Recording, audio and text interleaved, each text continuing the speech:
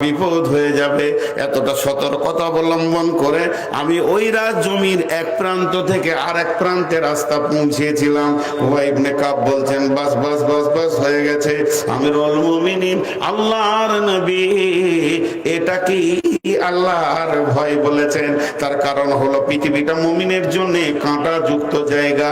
একদিকে বেশ্যা, একদিকে রান্ডি, একদিকে লুচ্চা, একদিকে তাস, একদিকে জুয়া, একদিকে মদ, একদিকে সুদ, একদিকে এনজিও, একদিকে মানে কত রকম পাপ যেন হাতছানি দিয়ে ডাকছে।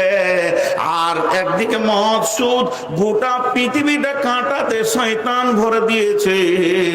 যার দিলে আল্লাহর ভয় থাকবে, যেমন মানুষ নিজেকে কাঁটা থেকে বাঁচায় চলতে গেলে, ওই রকম মানুষ আল্লাহর ভয়ে নিজেকে গুনাহ থেকে বাঁচাবে।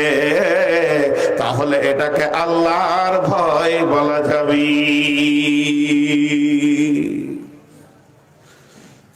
এক বোতল মদ খায়, তুই বেটা ছেলে লস রে, মদ খাবি তো কি হবে রে? না, তোর আর আমার বয়স একই, দুই বন্ধু গল্প করছে, তুই যদি পারিস তো আমি কেন পারবো না? কিন্তু আমি পারছি না আল্লাহর ভয়ে। জাহান্নামীরা যখন জাহান্নামে যাবে তো জান্নাতীদেরকে ডেকে বলবে আলাম নাকুম মাকুম, সূরা হাদিদে আছে। তো ওর তখন বলবে কলু বালা, হ্যাঁ তোর দলের ছিলাম, তুই আর আমি এক গায়ে বাস করেছি, একসঙ্গে দোস্তি করেছি, ঘুরেছি। ওয়ালাকিন্নাকুম ফাতানতুম আনফুসাকুম ওয়া তারাব্বাসতুম ওয়ারতাবতুম ওয়া গাররাতকুমুল আমানিয়া। তোর মধ্যে এই পাপগুলো ছিল, তোর মধ্যে ভয় ভীতি ছিল না, তাকওয়া পরেজগারি ছিল না, তুই অপেক্ষা করেছিলি, সন্দেহ করেছিলি, নিজের নাফসকে তুই মানে ফিতনার মধ্যে ফেলেছিলি, আল্লাহর ভয় ছিল না। যার ভিতরে আল্লাহর ভয় থাকবে সে জান্নাতে যাবে, 100% গ্যারেন্টি আছে। আল্লাহ কোরআনে বলছেন, আম্মা পাড়ার ভিতরে আল্লাহর ভয় থাকলে ও জান্নাতে যাবে, 100% গ্যারেন্টি দিচ্ছেন আল্লাহ। জি, জলপাইগুড়িতে জালসা করতে গিয়েছি, এটা অনেক জায়গায় বলি, এখন ইউটিউবে পাবেন। আল্লাহ কি বলছেন? বিসমিল্লাহির রহমানির রহিম।